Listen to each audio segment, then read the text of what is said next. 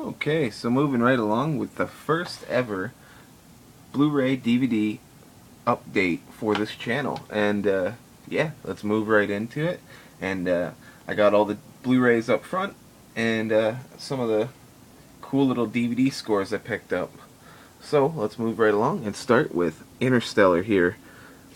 It is a must-see masterpiece. If you're into sci-fi, if you're into space epics, good acting, good writing, you're probably going to want to check out this movie. It is a little long. It's what is it, 168 minutes, so it's almost 3 hours long.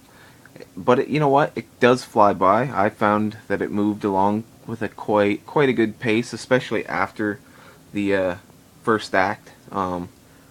Overall, the special effects are great. The acting is really good. That's probably one of the highlights for me in this movie, the acting. Although some of the like the writing, some of the characters' decisions, and some of the things that occur throughout this movie are just kind of leave you questioning why they did that, especially when they're supposed to be the smart-ass like scientist people.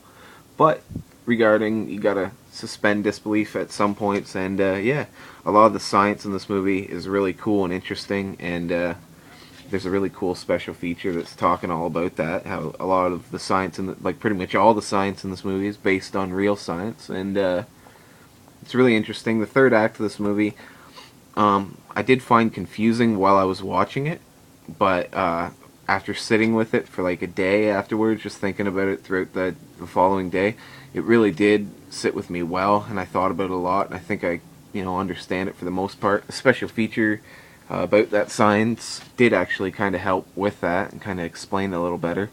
But it does explain the ending good in the movie, so just watch it if you're into sci-fi and this sort of thing, and I think you'll enjoy it. The special effects, like I said, are amazing, and some of the scale, like, well, you just see their little tiny like drill spaceship or whatever you want to call it, flying through space, and you can just, they're like a little speck. It's really cool, the vast emptiness of space, and definitely check out this movie. If you like Christopher Nolan, you're probably already in, but there's, it's just a great film overall. So I'll kind of put that there. As you can see, it's only the sleeve. I have lent it out to a friend, but I don't, when I lend movies out, my rule of thumb is if I have a sleeve for it, I usually keep the sleeve, just in case, so it doesn't get damaged, and some people don't seem to value movies quite as much as I do, but, whatever. As long as I get them back, I guess. But that's why I take the precaution to keep them in the sleeve. Anyways, moving right along to the next movie here, The Man with the Iron Fist 2. This is a sequel to the original Man with the Iron Fist. That one was presented by Quentin Tarantino. This one's presented by the RZA. It's written by him as well, but he just didn't want to direct, I guess, this time around. And probably for the best as well. The first one was definitely like a high budget, balls to the wall all throughout the movie, just action, and like over the top stuff. This movie is definitely more low budgeted, like it has a lower budget, and it's more of a slower pace with more story to it, and that's for the best, I think, because it really separates itself from the first one, makes it so, but it's still connected with the character of Thaddeus, obviously, but it's its own thing, but still being connected. And I really did appreciate how, like, it's very different than the original one.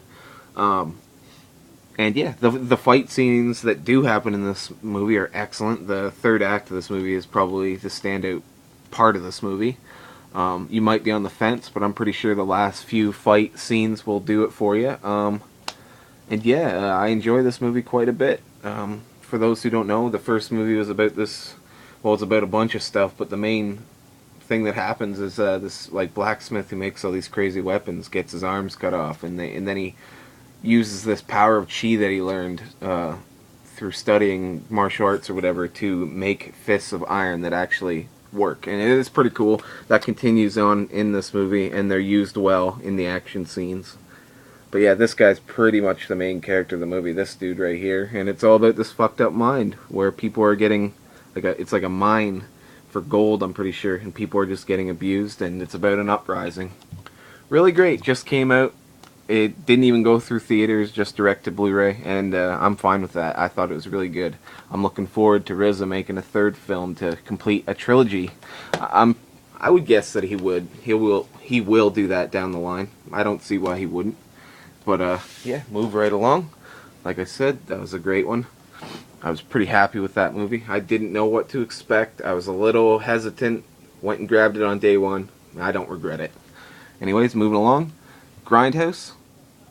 This is the complete like double feature. The original cut of it, like they've released them both both on DVD and Blu-ray as director's cuts, which are a little longer versions with some of the missing reel stuff back in the movie. And yeah, I just really have always wanted this version of the movie, and it's really cool to watch it like this. It's the only way you can get those cool like Grindhouse trailers that they made just for this, like with Rob Zombie's werewolf one. Eli Roth does like a horror trailer about Thanksgiving, and Edgar Wright does one for like, it's called Don't, and it's just about don't going into that house. Don't. It's pretty funny. But this movie overall, I do enjoy the presentation. Out of the two, I would say Planet Terror really goes for that Grindhouse look at least, and like the over the top and like all the scratches and whatnot. Whereas Death Proof does that, but it's just more of an actual like film. I don't know how to explain it any better than that. It just doesn't really like go as for it as much as that one does.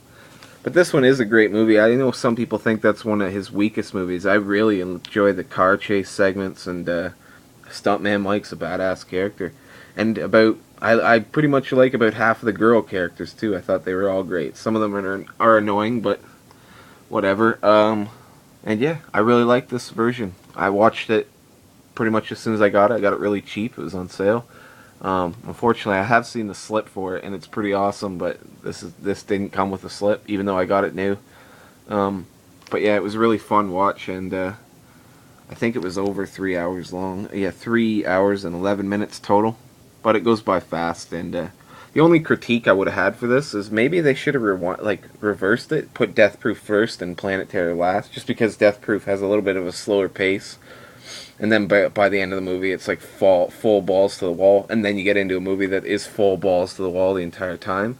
Whereas I know a lot of people complained about that, where they saw this awesome balls to the wall movie, and then it was just very slow pace, and everybody's falling asleep till the end when you hear the engines roar.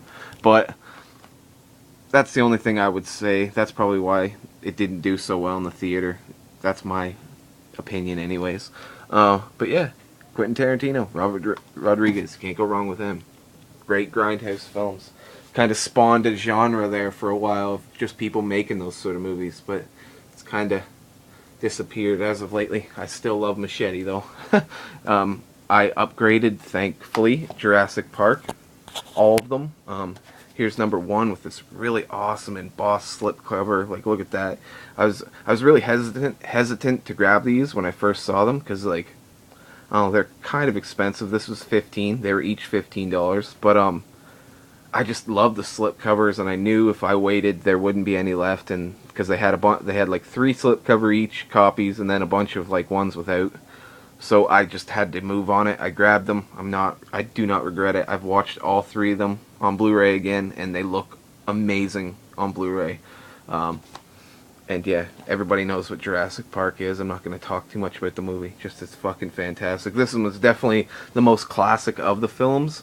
Although I kind of like this one a little more as a movie and a story and all that. I just really enjoy this one a lot. I just like everything that happens in it. I really like Jeff Goldblum, Vince Vaughn. All those characters in this movie are great. Julianne Moore is also really good in this. But yeah, lots of crazy special effects. And these two are directed by Steven Spielberg, Jurassic Park and the Lost World here. And then they came out with the 3rd film here, which was not directed by Steven Spielberg. It's some other dude, but I think he does a good enough job. I think it's Joe Johnson. I'm not sure. I'm not going to look, whatever. But yeah, look at this slipcover. Really cool embossment there. The Lost World one's not really embossed at all, but it's still shiny. It looks great. This one, though, really kind of pops. This is definitely the weakest of the 3 movies, but it's still a good movie. I enjoy it. Good performances. Tia Leone, William H. Macy. There's somebody else in this movie that's really great, and Sam Neill makes a reprisal of his role from the first movie, whereas Jeff Goldblum reprises his role from the first movie, Dr. Malcolm something or other. But yeah, I was really, really pleased to pick these up with the slipcovers. They're beautiful movies. They look amazing on Blu-ray, and I'm fucking so stoked for Jurassic World. Although the new trailer that came out kind of left me with a lot of questions, but I'll reserve judgment until the movie actually does come out, and I'll watch it in the theaters. Let's move right along to the next Blu-ray. I got this at a pawn shop, really cheap. I think I paid $2.50 total because they had half-price Blu-rays. And yeah, I got Apocalypto here. Great film. I don't remember a ton about the movie, so I'm not really going to talk about what happens in it, just because it's not very familiar and fresh in my mind. But I do know it's all about like this Mayan culture and big grand story. I think there's some pretty cool action battle scenes throughout it. And yeah, I watched this movie back in the day. I enjoyed it, but I just walked away from it not thinking, it was just kind of like a one-off movie for me. And over the years, I've heard a lot of people talk about how great this movie is, and a lot of people talk about how it's one of their favorite movies. So for $2.50, I figured I'll pick it back up, and soon I'm gonna get to rewatch this. And yeah, hopefully, maybe on the rewatch, I'll see more to it than I did the first time. And yeah, Mel Gibson's a great director, so I'm really looking forward to giving this one a go. I think the only reason I haven't got around to it so far is because isn't this one pretty long? I can't see a time on the 138 minutes. I guess it's not too bad, but it is over 2 hours long, so I'll get to it soon. And the last Blu-ray for this update, and then we'll move on to the DVDs I've snatched. Shoot 'em Up here. This is really cool with the slipcover. And yeah, I really like this movie a lot. It's pretty much just kind of a silly plot. Not really much of a plot at all. I'm not really going to even talk about the plot other than this like hobo guy who's more than what he appears to be saves this lady's baby, and then it's just him trying to protect the baby. There's this like silly like plot about like why all these bad guys are after the baby, and like I think they're being genetically bred to like save some dude. I can't remember exactly because I didn't care. Like honestly, I thought it was I didn't care. I was watching more about the guns and stuff and the fight outs, like the shootout scenes, and just the action throughout this movie is just great. And Clive Owen, this is definitely same sort of badassness that he accomplishes in Sin City. So yeah, Paul Giamatti, great bad guy. Lots of good action in this movie, and it's really short and quick. 1 hour and 26 minutes. So yeah, you can't go wrong with Shoot 'em Up here on Blu-ray. It looks fantastic on Blu-ray as well. Like I said, so many cool shootouts in that movie, and the way that they go about doing it is super original. I get maybe not super original, but definitely stylistic and kind of original. Anyways, moving on to the DVDs here. I got a cool little 3-film collection. This is all westerns here. 2 out of the 3 I have not seen. I have seen 3:10 to Yuma here, starring Russell Crowe and Christian Bale. Great movie, based on a classic western. Not really going to talk too much about these movies, other than apparently they're all high quality westerns made more recently. Here's a lot like this one. I think it's all about like this guy trying to get on or they're trying to like rob a train or something like that. I can't remember exactly. It's been a long time since I watched 3:10 to Yuma, but I know that I do enjoy it because I remember just loving the performances throughout it. And Ben Foster's a really good character in this movie. He just kind of disappears into the role. Russell Crowe, Christian Bale, they're both amazing actors, so I think they both hold their own, do a good job. I just can't remember tons about the story. I do need to get around to rewatching that and watching these two as well. Lawless here. Haven't seen this movie. Apparently, it's all the like the Prohibition time and the bootlegging of,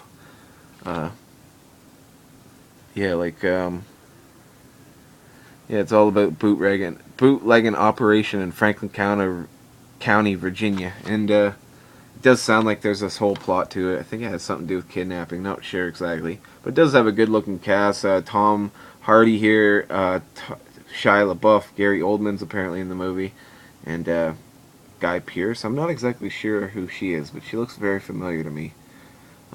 I have to look into that later. And so that's Lawless, 310 to Yuma, and the last one here, which does look really good, Appaloosa. And this is an Ed Harris film. He directed it. He's in it. I believe he has something to do with the screenplay. Yeah, he co-wrote the screenplay. And yeah, it looks like it's all about like these kind of like martial dudes. So I'm guessing there's going to be classic, good old-fashioned gunfighting and whatnot. Renee Zellweger, Renee Zellweger, I think. Jeremy Irons, I think he's the bad guy in the movie, so that ought to be good.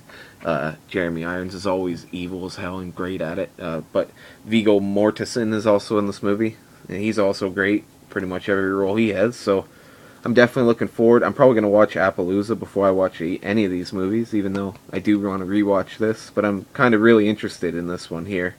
So yeah, I definitely need to give it a go. A great little 3-pack of Westerns. Here's kind of another Western, not really, I'm not sure, I haven't seen this, it just sounded really good to me. I got it for $1 at a pawn shop, and it's like mint condition, so it sounded really good to me. And it's about Cate Blanchett. She's one of my favorite actresses, and if you're aware of my older videos, I've probably said that at time and time again.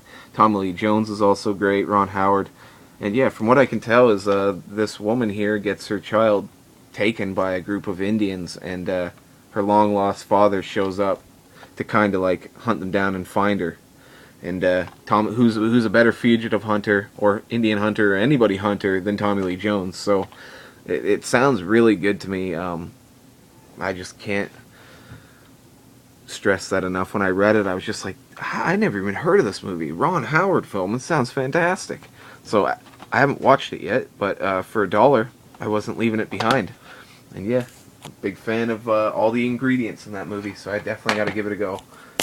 Moving right along with an animated film here. This is one of my favorite animated movies. I'm not a huge, like, these sort of flicks collector, but I do enjoy them. I just don't own a lot of them. But this is one that I really did like. This came out at about the same time as A Bug's Life, I think. I don't really like that one as much. This one I do like a lot. It's a Woody Allen. He's the main character. Good lord, there's so many people in this movie. I wish I could remember all of them. There's tons. Gene Hackman, Sly Stallone's in this movie. Sharon Stone. Good lord, there's like frickin' 10 major celebrities in it. Gene Hackman, I think I said that already. But yeah, definitely overall star-studded voice cast. But overall, it's pretty cool. It's about these ant colony, and one of them's just kind of like, he's kind of like a head case, like Woody Allen is in real life. Pretty much, he's just the same character in this, just an ant. And yeah, it's all about kind of like finding his place in this ant-sized world. Really great movie overall. I enjoy it. Kind of reminds me of A Bee Story, which is another movie like this that I do kind of enjoy. I know a lot of people hate that movie, but whatever. That's what opinions are for. Everybody's allowed to have one. Enemy of the State here is another Gene Hackman performance. I've said this in the past. I don't really think of many Gene Hackman movies or performances that he's in that suck. Like, honestly, everything he's in, he's good in. Will Smith, and this is a pretty cool movie about like the government spying on you, and like all the different surveillance techniques. And this main character here, Will Smith, his life gets kind of put through the ringer by all this surveillance. Like I think he witnesses something he's not supposed to, and then they like turn his life inside out. It's pretty cool. It's not paranoia if they're really out to get you.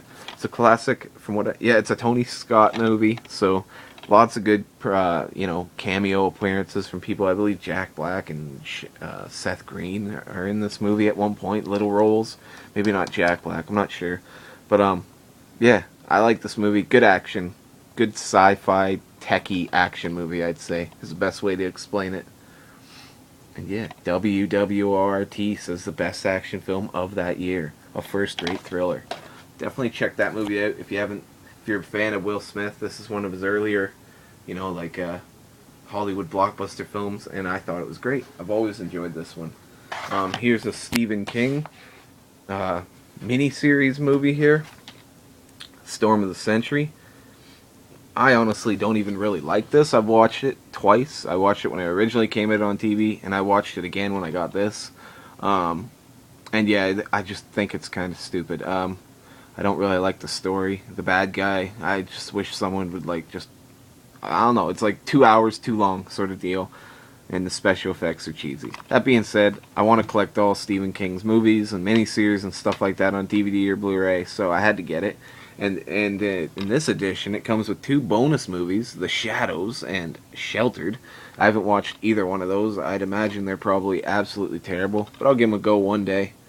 Kind of sometimes cheesy movies like that are fun to watch, but I would never own anything like that. I would always give it a watch first. But yeah, since they came with that, didn't really bother me that much to own them. So, Storm of the Century, definitely need to. And yeah, you see the bonus movies on the spine, so definitely needed to add that, even though I don't really enjoy it. Here's a mini series I haven't seen since it like originally aired way back in the day on TV. And I don't remember shit about it other than like the guy sitting on the rocket or the bomb or what have you. But this is the Stand here on DVD. I think it's like fucking 6 hours long. It says it's 4 parts: the plague, the dreams, the betrayal, the stand, and yeah, really cool stuff here. I got this for free. I did a little trade with my coworker because he bought this. He watched it. He was like, yeah, that's pretty cool. And I'm like, oh, I've been looking to get that. And he's like, well, you got anything you want to trade me for it? Because I don't think I'll watch it again for a long time. And yeah, we did the trade up, and I was really happy with this. I definitely need to give it a rewatch. My plan will probably be to watch like a part a night to keep it like, you know, spaced out. But I might even space it out a little bit more than that because I know that this is a long watch. The only buddy I could think of is maybe Gary Sinise that's in this. I'm not sure who's all in it, but I think it's a ABC, so I definitely need to get around to rewatching this, and that's just one more Stephen King miniseries film, whatever adaptation, off the list. So there you go, Stephen King's The Stand, and it comes in one of these cool little collections. Quite a few Stephen King movies came out like that with the fire design and all that jazz. Moving right along, here's Troy here on DVD. All these movies pretty much, like other like The Stand I got for free, obviously with a trade, but most of them all usually cost me like $1. Ants I did actually pay $4 for at Walmart, but pretty much all the DVDs, if I'm going to buy a DVD, it's most likely going to be, you know, a pawn shop stuff, because I don't really feel the need to pay a lot for DVDs. I just kind of want the movie, and they're good placeholders until you get the Blu-ray, when they come down to $1 each. But anyways, Troy here. This is a big, epic war movie. Wolfgang Peterson. It takes place in Greek time. Like, what does it say? Greek warrior Achilles in this spectacular retelling of the Iliad. Orlando Bloom, Diane Kruger, Eric Bana, Peter O'Toole. And yeah, I watched this movie back in the day. Haven't seen it in years. I don't remember a ton of it about it, other than I think there's this one dude with leprosy. I don't know, I get this movie and Kingdom of Heaven confused all the time. So I definitely need to rewatch this movie, give it a go. Brad Pitt, he's the main dude, so he's always good as the main character in any movie. So I definitely need to watch this. Can't really, again, say much about it because I don't remember a ton. I do remember, though, that there's lots of big action battle scenes that are pretty hardcore. So that's always fun in movies, right? Especially when they're kind of like historical takes. And the last movie of this update is a comedy here called In Good Company. This is a pretty cool movie from back in the day. I remember it. I rented it way back. I enjoyed it. I just haven't seen it in a long time. This is another one of those things. Found it for $1. Thought I'd grab it. I'll rewatch it, and if it, you know, isn't as good as I remember it being, I'll just kind of sell it or get rid of it. But for now, happy to own it. Can't wait to rewatch it. And from what I remember, it's about Dennis Quaid works for this company, and he ends up working underneath this new, like, hotshot dude, Topher Grace. And Topher Grace ends up being involved with Scarlett Johansson, who is Dennis Quaid's daughter, and it becomes this whole, like, entanglement. It's pretty funny from what I remember. This guy says it's tremendously entertaining, so I definitely need to give this movie a rewatch. And like I said, I hopefully I do enjoy it as much as I think I will, and I'll be keeping it. But if not, it's no big deal to get rid of it. So yeah, So yeah, that's a nice little stack of films here. A nice little update. Really happy with all these Blu-rays, specifically the Jurassic Parks, the Iron Fist, the Grindhouse, and the Interstellar, which was, like I said, a really must-see film overall. Just definitely get on that. So yeah, there's the stack, and hopefully there's something here that you enjoyed, were interested in, you know, got a kick out of maybe, and yeah, hopefully I'll see you in the next video. So until that next time, be easy, and mahalo.